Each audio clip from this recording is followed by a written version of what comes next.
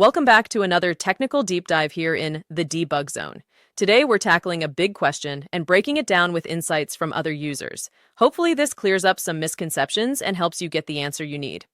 So buckle up, stay a little curious, and let's jump right in.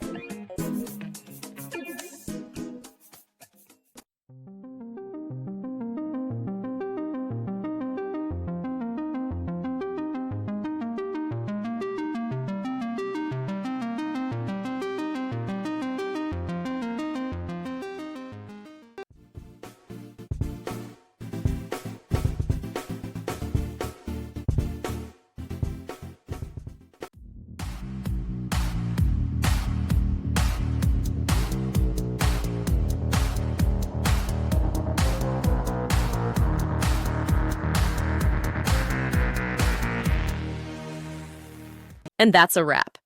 I hope you found the answer you were looking for. If you did, take a second to hit that subscribe button. It really helps out.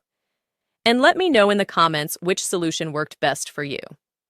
See you next time in the debug zone.